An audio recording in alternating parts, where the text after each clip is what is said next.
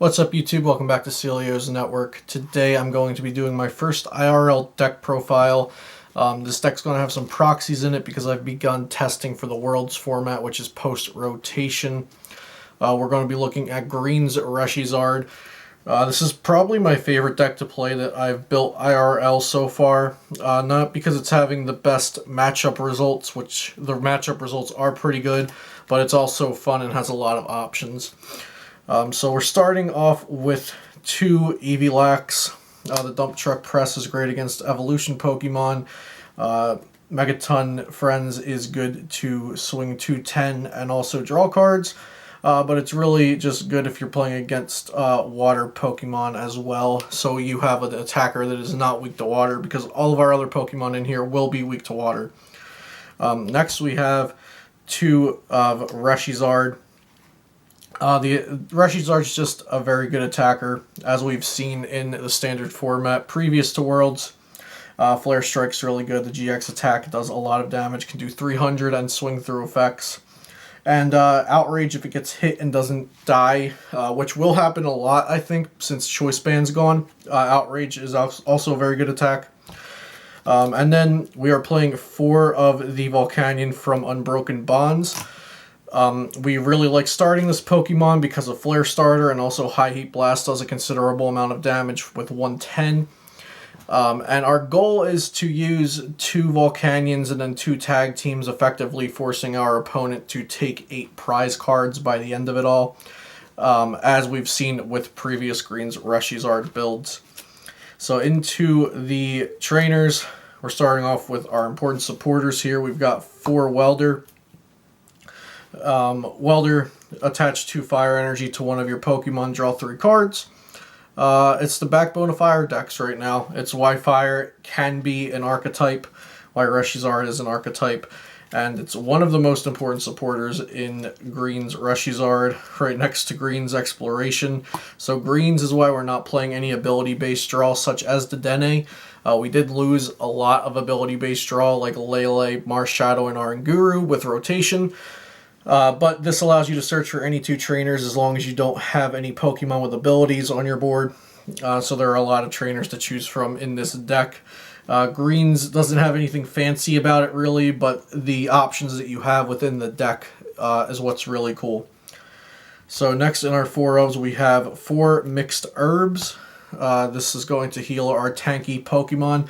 One aspect I did not point out is that Reshi and Evilax both have 270 HP, which is really hard to knock out. And we're going to be trying to tank a lot of hits once they get through our initial Volcanions. So if you play 2 Mixed Herbs at once, that heals 90 in all special conditions.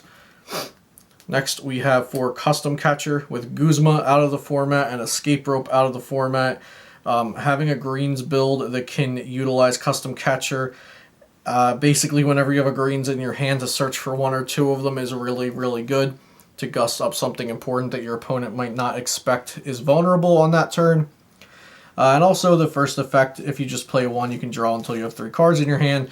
Isn't too bad, but it's not the ability that we're going for. And last in our 4-ofs is Pokegear.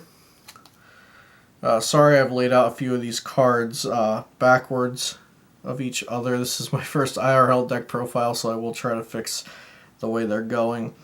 So Pokegear, we're playing 4 Greens and 4 Welder. We do want to see Greens as our first supporter to set up. But Welder, depending on our hand, can also be a good first supporter. So effectively you have these 4 outs to each of them, and then a 5th through 8th pseudo out to either of these supporters that you might want. Obviously they're not always going to be in your top 7 cards, which is why I say it's a pseudo out. So next on to our 2-ofs. We do not have any 3-ofs in here. This is one of the hard counters, actually the only hard counter I have in the deck. We're playing 2 Faba to counter the Shedinja hype that is happening right now. Obviously we're in very, very early testing of Worlds format, but people are hyping up Shedinja, and we're going to want to remove those Shedinjas from the Orangurus. Faba, if you don't know what it does, it can send a Special Energy, Tool, or Stadium to the Lost Zone. It is a supporter. We lost Field Blower, so it's our only tool removal in the form of a trainer as far as I know. But it's definitely the best one since it also sends it to the Lost Zone so they can't resource management. And we'll get to a Pal Pad, which we're playing later, so we can effectively play 4 Guzmas in one game. Next we have 2 Fiery Flint. Discard 2 cards, search for 4 fire energy. Just pretty cut and dry why it's in this deck. We want fire in our hand to attach with Welder and to attach for turn.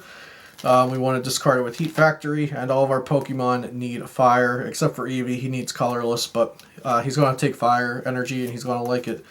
And we can search that out with greens turn 1, so we can just search like Fiery Flint and Welder turn 1, use the Fiery Flint, attach, next turn Welder, next and attach, and you get a lot of energy on the board. Even though Kiawe is out of the format, which is why I think greens is better than Turbo right now, because Turbo basically lost all of the Turbo aspects. And next is Fire Crystal. Again, pretty obvious. Get 3 fire energy out of the discard pile into your hand. Very good to use with the Welder and Heat Factory, and just when you need to attach for turn. To switch, so if we start one of our GX tag teams, we can switch into a Volk. Or if we want to just switch which attacker we're using, we don't have Guzma, we don't have Acerola, so we're using switch.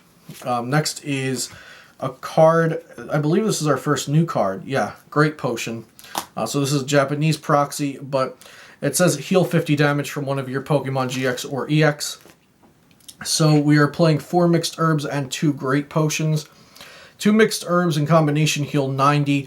2 Great Potions in combination would heal 100 since they each heal 50.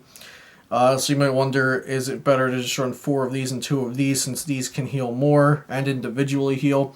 But I believe 4 mixed herbs is better if you only have 6 slots for these healing cards, since you don't want to just run 4 Great Potion and then 2 mixed herbs, because if 1 mixed herb is prized, or you aren't using greens to find the other and you need to draw into it, or you want to already have 1 in your hand so you only have to greens for 1, your odds of getting your mixed herbs combo is obviously better with 4 in the deck, whereas these you don't need to have both of them in hand at the same time, which is why I'm currently opting for 4 mixed herbs and 2 Great Potions. Also, the new Alolan Raichu tag team paralyzes. I'm sure there's going to be other special conditions in the format, and mixed herbs takes care of those as well. Next, we have 2 Pokemon Communication. We lost Nest Ball and we lost Ultra Ball, so the Pokemon search to find Volcanion is not plentiful, so we'll be using Pokemon Communication, and we also have 2 Cherish Balls, which can find any GX Pokemon. So worst case scenario, you need Baby Volk this turn, so you greens for Cherish Ball and Communication, Cherish Ball for something communicated out. More often than not, you'll have one of these in your hand and you can green search for the other, or you'll already have a Pokemon, so you just green search for Pokemon Communication. There aren't a lot of Pokemon in the deck, so Pokemon Communication isn't naturally that great, but it's the best thing I've come up with for getting another Baby Volk when you need it. Lastly, in our 2 ofs slot, we've got 2 Choice Helmets, the best tool I can think of. We don't necessarily need a tool, but I do think it's good to have one. And Choice Helmet can also be pretty annoying for Pika ROMs with Electro Powers, Malamar decks trying to rack up damage with Ultra, or just things trying to 2-shot you. Choice Helmet can actually, with a 2-shot, make it 60 less damage over the course of 2 turns.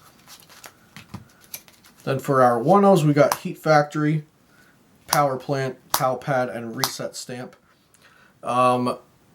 Heat Factory is kind of a given in this deck. It's a busted draw support for fire. Power Plant has been really good in testing versus Pika ROM. They use the Dene to get set up. They use Zeraora GX to get set up. They need Zeraora GX to pivot around, so that's actually very important. Pal Pad, like I said, we use it for the Fabas. So we can use 4 Fabas versus Shedinja, but 5th and 6th greens or 5th and 6th Welder never hurt anyone either. And then Reset Stamp is a new card from Unified Minds. When you play it, your opponent shuffles their hand into their deck and then draws cards equal to however many prize cards they have, so it's like an N on one side. And then we've got 12 Fire Energy, and that's the end of the deck. So like I said, this deck is testing very well. It's consistent. This is my first list for Greens Reshi post-rotation. So I wanted to start sharing post-rotation lists with everyone. I'm very excited to play the Worlds format.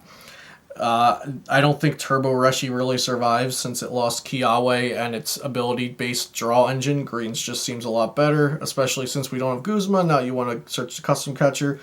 You're at an advantage using a Greens engine because of the custom catcher. So that's it for Greens Reshi today. Let me know what other deck profiles you want to see and what deck versus battles you want to see as well. I'll see you next time here on Celio's Network.